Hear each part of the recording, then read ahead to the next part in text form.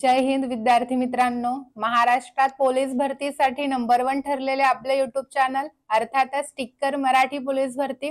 तर या चॅनलवर मी शुभांगी सुक्रे आज पुन्हा एकदा तुम्हा सर्वांचं अगदी मनपूर्वक स्वागत करत आहे।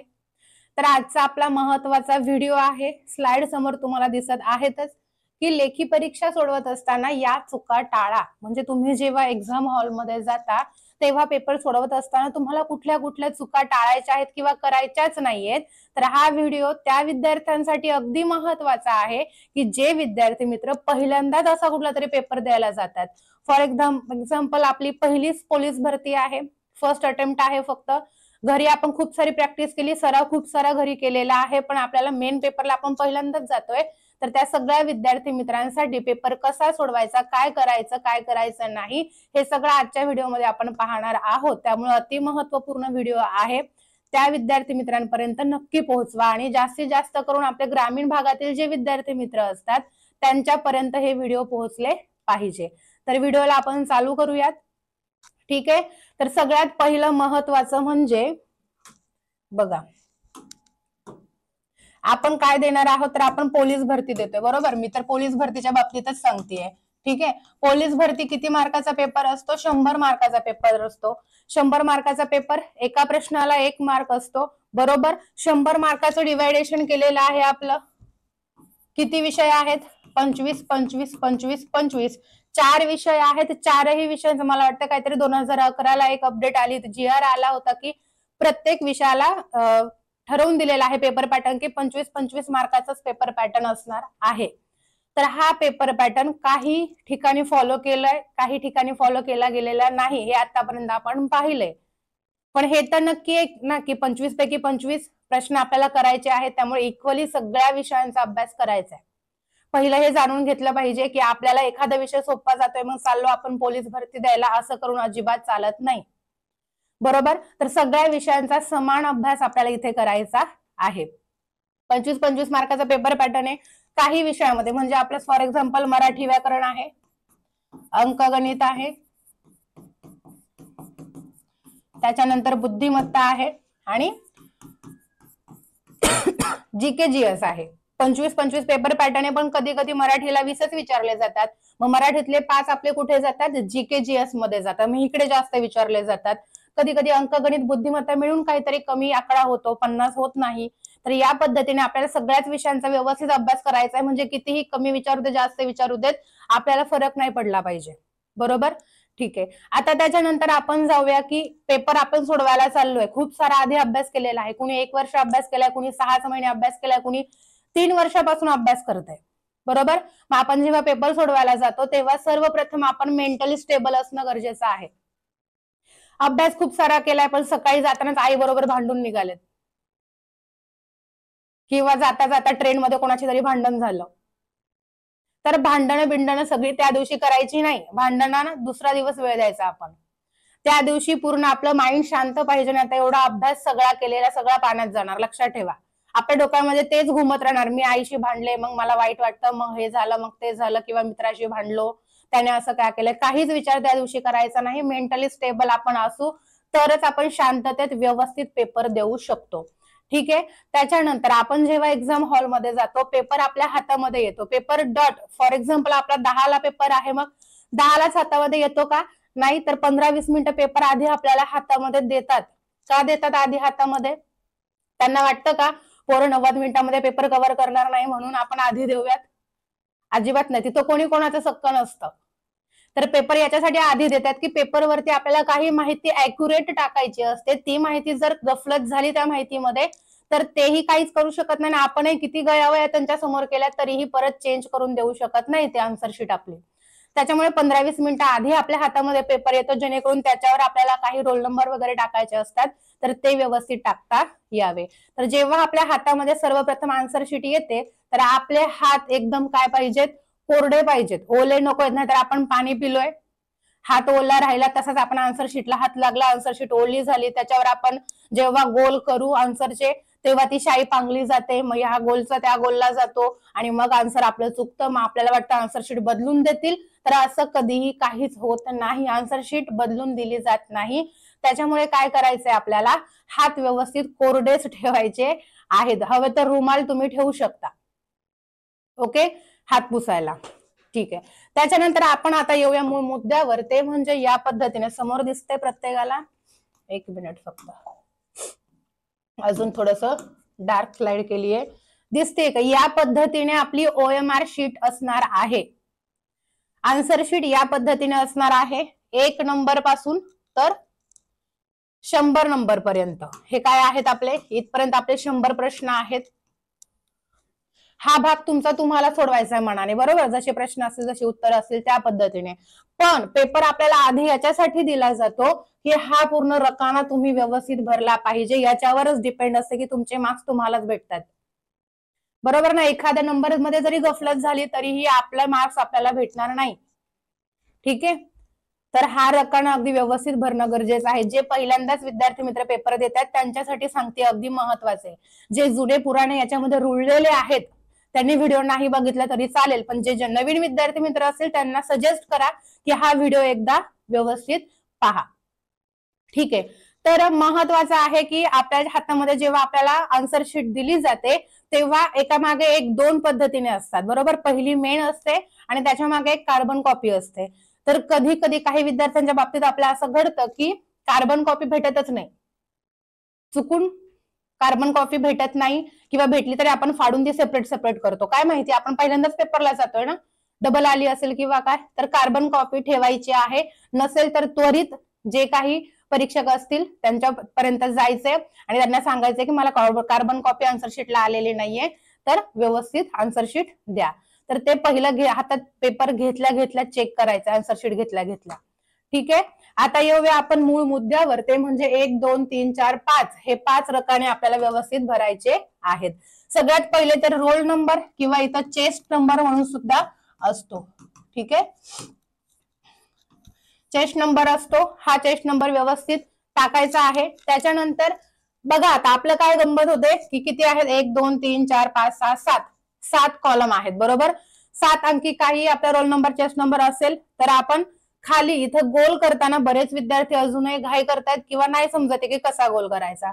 फॉर एक्झाम्पल इथं जर आपले आकडे असतील काय, 1 2 3 4 घेऊया, 1 2 3 4 5 6 7. ठीक आहे.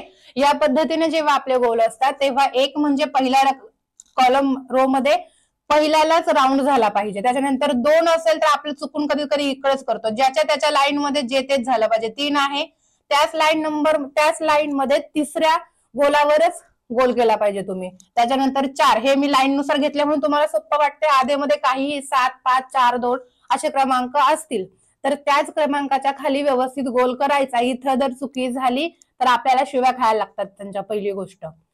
आणि आपण मेंटली स्टेबल राहायचं हे मी तुम्हाला आधीच सांगितले, बरोबर. त्याच्यामुळे व्यवस्थित ऍक्युरेट नंबर जसाच्या तसा तुम्हाला टाकायचा आहे. ठीक आहे.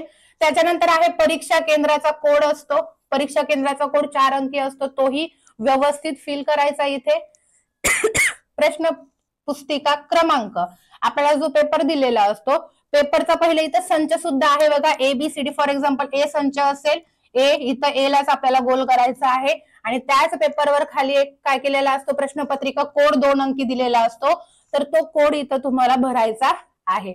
इथं प्रश्न पुस्तिका क्रमांक आहे आणि इथं प्रश्न कोड आहे प्रश्नपत्रिकेचा. तर या पद्धतीने तुम्हाला समोरच्या ऍक्च्युली सांगतात तसं, पण आपण काय असतो की आपण पहिल्यांदाच पेपर देणार असतो, त्याच्यामुळे आपल्या आधीच आपलं माइंड तयार नसतं की तिथं काय, इंटरव्ह्यू सारखं वाटतं आपल्याला की तिथं काय असेल काय नाही आपल्याला माहित नाही. त्याच्यामुळे हा व्हिडिओ मी बनवलाय. नाहीतर ते सांगतात, अगदी व्यवस्थित सांगतात. आपलं वर्तुळ करून झाल्याशिवाय ते पुढे जात नाही. झालं का विचारतात आणि मग पुढची माहिती सांगतात. त्याच्यामुळे टेन्शन अजिबात घ्यायचं नाही. सगळी माणसं तिथली आपलीच आहेत, फक्त आपल्याला उत्तर कोणी सांगणार नाही एवढं लक्षात घ्यायचंय. ठीक आहे. तर हे सगळे कॉलम आपल्याला काय करायचं आहे, व्यवस्थित भरायचे आहेत. व्हिडिओ आवडत असेल लाईक करा आणि जास्तीत जास्त विद्यार्थी मित्रांपर्यंत शेअर करा. ठीक आहे. तर हे होतं महत्वाचं. त्याच्यानंतर पुढे जाऊया, ते म्हणजे आपलं काय होतं, कधी कधी आपण पेपर सोडवायला घेतला, ते सगळं झाल्याच्या नंतर बेल वाजते आणि मग आपला पेपर खऱ्या अर्थाने 90 मिनिटाचा पेपर सोडवायला आपल्याला हातामध्ये भेटतो, बरोबर. मग अशा वेळी काय करायचंय आपल्याला, तर सगळ्यात पहिलं 4 विषय आहेत, 25-25चा पेपर पॅटर्न फॉलो केलेला असतो, पण काही काही जिल्ह्यांमध्ये आधेमध्ये प्रश्न असतात. एक मराठीचा प्रश्न, 2 गणिताचे, मग परत मराठीचा, मग जीकेचे 4-5, या पद्धतीने 25-25 भले असतील पण एका खाली एक नसतात, म्हणजे आधेमध्ये कुठलेही असतात. तर ते आपल्याला ओळखता यायला हवं. म्हणून मी नेहमी सांगते, रिव्हिजन करत असताना घरी जेव्हा आपण असतो, रोज मी तुम्हाला प्रश्नपत्रिका सोडवायला सांगते. मग प्रत्येक वेळी सेम प्रश्नपत्रिका नसतात ना, मग त्याचा सराव तुमचा आधीच होऊन जातो. कधी कधी पहिले 25 मराठीचे, मग 25 जीकेचे, मग 25 गणिताचे, या पद्धतीने पेपर पॅटर्न असतो, तर तो आपल्याला अगदी सोपा वाटतो. पण प्रत्येकालाच भेटेल हे असं नाही ना पेपरमध्ये. त्यामुळे आधी पेपर हातात घेतल्या घेतल्या पाहायचंय की आपल्यात सगळ्यात सोपा विषय कुठला जातोय, आपल्याला सगळ्यात सोपा विषय कुठला जातोय. फॉर एक्झाम्पल मराठी व्याकरण, शुभांगी मॅडम शिकवतात एकदम भारी, म्हणजे सोपा जातोय, तर मग आधी मराठी व्याकरण सोडवायला घ्यायचंय. बरं, तुम्ही पेपर सोडवत असताना आधी जो विषय सोडवायला घ्यायचे ना, तोच विषय सोडवायला घ्या, फक्त गणित बुद्धिमत्ता सोडून. असं का बोलतायत मॅडम, तो विषय काय आवडत नाही का तुम्हाला? असं नाहीये. तर गणित बुद्धिमत्ता याला कॅल्क्युलेशन करायला खूप टाइम जातो. भले सोपे गणित असेल किंवा अवघड असतील, क्रमांक बदललेले असतील, कन्फ्युजन करणारं असतं. वेळ खाऊ गणित बुद्धिमत्ता विषय आहे, त्याच्यामुळे जरी तुम्हाला गणित बुद्धिमत्ता अवघड जातोय ना, तरीही तुम्ही मराठी किंवा जीके मला तरी वाटतंय की आधी सोडवायला घ्यावं, जेणेकरून ते 1 लाईनर असतात, लगेच येऊन जातात तुम्हाला. त्याच्यामुळे आधी सोपा विषय सोडवायला घ्यायचा आहे, त्याच्यानंतर मराठी आणि जीके झाल्यावर गणित बुद्धिमत्ताला हात लावायचा आहे. बरं, मराठी जीके काही कुठलाही विषय सोडवत असताना आपल्याला एखादा प्रश्न येतोय, ठीक आहे. फॉर एक्झाम्पल पंचायत समितीचा प्रशासकीय प्रमुख कोण आहे, या प्रश्नाचं उत्तर, हा प्रश्न आपण खूप वेळा वाचलाय घरी, मला 100% याचं उत्तर येतच आहे, पण आता आठवत नाहीये. मग डोकं धरून 10-12 मिनिटं तो प्रश्नाचं उत्तर आठवत बसायची गरज नाही. येतंय तुम्हाला उत्तर, मलाही माहितीये आणि तुम्हालाही माहिती त्याचं उत्तर तुम्हाला येतंय, मी खूप वेळा अभ्यास केलाय त्याचा, बरोबर. परंतु त्या प्रश्नाला सर्कल करायचा आहे, आणि तुम्ही काय करायचं आहे, तर हा प्रश्न सर्कल केल्यानंतर बाकीचे प्रश्न सोडवायला घ्यायचे, सगळं झाल्यावर मग सर्कल केलेले प्रश्न बघायचे, आणि मग तेव्हा वेळ असेल तर डोक्यावर ताण द्यायचा हवा तेवढा, आणि आठवून उत्तर द्यायचंय. महत्वाचा मुद्दा आहे तो, ठीक आहे. त्याच्यानंतर आपण गणित बुद्धिमत्ता सोडवायला घेतलं. गणित बुद्धिमत्ताचं सुद्धा सेमच आहे. उत्तर एखाद्याचं निघत नसेल तर तो प्रश्न 5 मिनिटं बाजूला ठेवायचा, बाकीचे प्रश्न सोडवून घ्यायचे. आणि काही विद्यार्थ्यांना सवय असते की आधी प्रश्नपत्रिकेवर टिक करतो आपण, याचं बी, याचं ए, या पद्धतीने उत्तर मी बघितली नाही बरं का, असंच केलंय.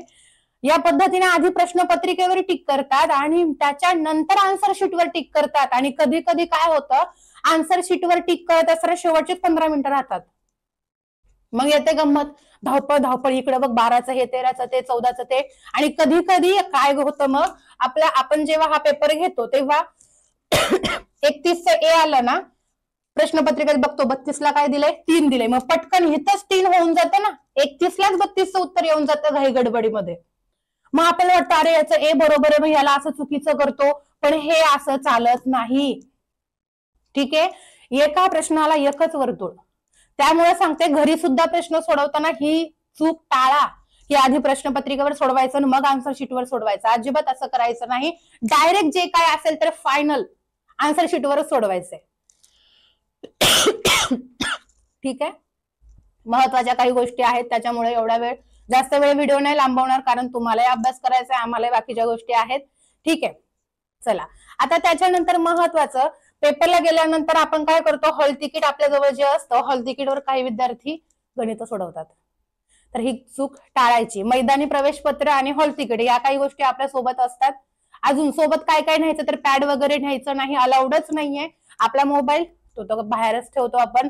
हातात काही स्मार्ट वॉच असेल तेही काढून ठेवायचंय. साधं नॉर्मल 50-60 रुपयाचा घड्याळ घालून गेलात तरी तिथं तुम्हाला कोणी काय म्हणणार नाहीये की एवढं स्वस्तात घड्याळ का घातलंय. वेळ दाखवणं गरजेचं आहे. साधं घड्याळ पाहिजे हातामध्ये. पेन, आता पेन काळा किंवा निळा दोन्हीपैकी कुठलाही चालतो, पण मला तरी वाटतं की तुम्ही काळाच पेन घेऊन जावं, ठीक आहे.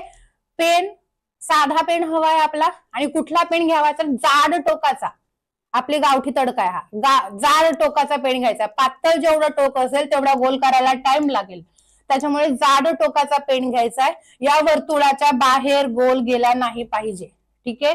वर्तुळ जसं आहे तेवढंच रंगवायचंय. अर्धवट रंगवलं त्याला मार्क भेटणार नाही. त्याच्यामुळे जाड टोकाचा जर तुम्ही पेन वापरला तर लवकर वर्तुळ रंगवून होईल, म्हणजे आपल्याला प्रश्नांची उत्तर आठवायला वेळ भेटतो, बाकी काय नाही. ठीक आहे. आणि पाण्याची बॉटल वगैरे न्यायची आवश्यकता तर नसते, कारण बऱ्याच ठिकाणी आपली पोरं सांगतात की तिथं आपल्याला अवेलेबल करून देतात पाणी. प्रत्येकाला एक छोटी छोटी पाण्याची 10-10 रुपयाची पाण्याची बॉटल वाटप केली जाते.